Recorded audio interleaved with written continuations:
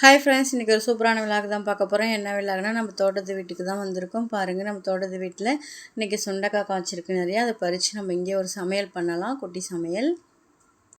பாருங்கள், வேலியில் வந்து முடக்கட்டாங்கீரை இருக்குது. யாருக்கெல்லாம் முடக்கட்டாங்கீரைன்னா என்னன்னு தெரியுமோ அப்படின்னு சொல்லி கமெண்ட் பண்ணுங்கள். முடக்கட்டாங்கீரை தோசை ஊற்றினா நல்லாயிருக்கும், உடம்புக்கும் நல்லது. அடுத்து நம்ம சுண்டைக்காய் அறுவடை தாங்க பண்ணுறோம். பாருங்கள், 3 செடி இருக்குது. 3 செடியிலுமே வந்து ஏற்கனவே நிறையா காய் பறிச்சிட்டாங்க. சரி, இன்றைக்கி நம்ம பறிக்கும் அப்படின்னு சொல்லிட்டு தாங்க போய் பறித்து குழம்பு வைக்கலாம், இல்லை மோர் வத்தல் போட்டாலும் போடலாம் அப்படின்ட்டு தான் பறிக்க போயிருந்தோம். நான் கத்திரிக்கோள் பையெல்லாம் எடுத்துகிட்டு போயிருந்தோம். அப்படியே கட் பண்ணி பையில் போட்டுக்கிட்டோம் காம்போட. சுண்டைக்காயிலுமே நிறைய மருத்துவ குணங்கள் இருக்குது. சுண்டைக்காய் புளிக்குழம்பு வைக்கலாம், வத்தல் போட்டு வச்சுக்கிட்டா கூட ஒரு வருஷத்துக்கு கூட வச்சுக்கலாம், சுண்டைக்காய் அதிகமாக இருந்துச்சுன்னா. நம்ம தோட்டத்து வீட்டுக்கும் பக்கத்தில் ஒரு பெரிய மாந்தோப்பு இருக்குங்க. அது நம்மளது கிடையாது, அடுத்தவங்களது தான். அதில் பார்த்தா நிறைய ஒட்டு மாங்காய், நீல மாங்காய், குண்டு மாங்காய் எல்லாமே இருக்குது. ஆனால் பறிக்கலான்னு தான் போனோம், பறிக்க முடியாது, சுற்றி வேலி போட்டிருக்காங்க.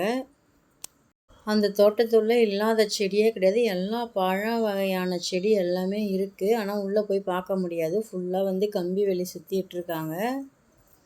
ஒரு சுண்டைக்காய் செடி இருந்தால் போதுங்க, ஒரு குடும்பத்துக்கே வந்து கண்டிப்பாக காய் பறிச்சிக்கலாம். நம்ம வீட்டுக்கு பின்னாடி 3 சுண்டைக்காய் செடி இருக்குது, நல்லா காய் வச்சுருக்கு, பூவும் இருக்குது. நெக்ஸ்ட் டைம் வந்து இதை விட நிறையாவே காய் தரும்.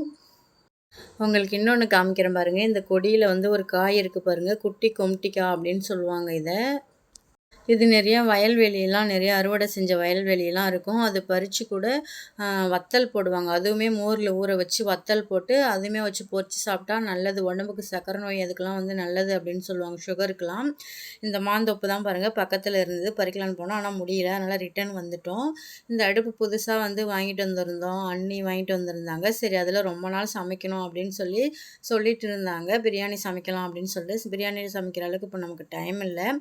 சரின்ட்டு புது அடுப்பு தானே அப்படின்னு சொல்லி மஞ்சளும் தெளித்து பொட்டுலாம் வச்சு ஃபஸ்ட்டு பால் தாங்க காய்ச்சினோம். பால் காய்ச்சி அண்ணி டீ போட்டு கொடுத்தாங்க. அடுத்து சாதம் வடித்தாங்க. சாதம் வடிச்சிட்டு அடுத்து என்னை புளிக்குழம்பு வைக்க சொன்னாங்க. சரின்ட்டு நான் தாங்க புளிக்குழம்பு வச்சேன். சுண்டைக்காய் போட்டு புளிக்குழம்பு வச்சா நல்லா டேஸ்ட்டாக இருக்கும். யாரெல்லாம் சாப்பிட்றீங்க அப்படின்னு சொல்லி மறக்காமல் கமெண்ட் பண்ணுங்கள். எங்கள் வீட்டில் மீன் குழம்பு, புளிக்குழம்பு, பிரியாணி இதெல்லாம் வந்து நான் ஸ்பெஷலிஸ்ட்டு, அதனால் என்ன தான் அதிகமாக வந்து இதெல்லாம் வைக்க சொல்லுவாங்க. சுண்டைக்காயை நல்லா பறித்து தண்ணியில் அலசிட்டு அதுக்கப்புறம் இங்கே பாருங்கள் 1 2மா நல்லா நசுக்கிக்கணும். நசுக்கி எடுத்து வச்சுக்கணும். விதையோடு தான் சமைப்பேன் நான். சில பேர் விதைய எடுத்துகிட்டு சமைப்பாங்க. விதையோடு தான் சமைக்கணும். எண்ணெய் ஊற்றி அதில் கொஞ்சமாக வந்து வெந்தயம், கடுகு, சின்ன சீரகம் போட்டு கருவேப்பிலை போட்டு அடுத்து வெங்காயம், தக்காளி, பூண்டு 3 நல்லா வதக்கிக்கணும். வதக்கிக்கிட்டு நம்ம இடித்து வச்சுருக்க சுண்டைக்காயை போட்டு தேவையான அளவு புளி தண்ணி ஊற்றிக்கலாம். புளி தண்ணி ஊற்றி மிளகா பொடி, உப்பு போட்டு கொதிக்க வேண்டியதாங்க. கொதிச்சா டேஸ்ட்டாக இருக்குங்க, வாசனையும் அப்படி இருக்கும், குழம்பும் அவ்வளோ டேஸ்ட்டாக இருக்கும். நம்ம தோட்டத்து வீட்டில் பார்த்துக்கிட்டிங்கன்னா பப்பாளி பழம்லாம் இருக்குது, நல்லா பழுத்திருக்கு, பறிக்க முடியல, மேலே இருக்குது. யாராவது ஆள் இருந்தால் தான் பறிக்கலாம். இங்கே வந்தாலே நல்ல ஒரு வைப்பு, அமைதியான ஒரு வைப்பு இருக்கிற மாதிரி இருக்குங்க. ஏன்னா வெறும் தென்னை மரம் இருக்கிறதுனால அமைதியாக இருக்கிற மாதிரி இருக்கும். புளிக்குழம்புலாம் வச்சுட்டு அடுத்தது அண்ணி வந்து பஜ்ஜி போட சொன்னாங்க. பஜ்ஜி அவங்க தான் சீவி கொடுத்தாங்க. சரின்ட்டு பஜ்ஜியும் போட்டுட்டு முட்டை வச்சோங்க புளிக்குழம்புக்கு. எல்லாமே செஞ்சு சமைச்சு சாப்பிட்டுட்டு சரி வீட்டில் பிள்ளைங்க இருப்பாங்கன்ட்டு எடுத்துகிட்டு வந்திருந்தோம் சாப்பாடு. பாருங்கள், ஒயிட் ரைஸ், மீதி சுண்டைக்காயும் எடுத்துகிட்டு வந்துட்டோம். நம்ம சாம்பார், புளிக்குழம்பு ஏதாவது வீட்டில் சமைக்கலாம் அப்படின்னு சொல்லிட்டு ஒயிட் ரைஸு, அடுத்து காரக்குழம்பு, சுண்டைக்காய் கார குழம்புங்க. நல்லா தளன்னு செம்ம டேஸ்ட்டாக இருந்துச்சு. என்னோடய குழம்புக்கு நிறைய பேர் வந்து ஃபேவரெட்டு.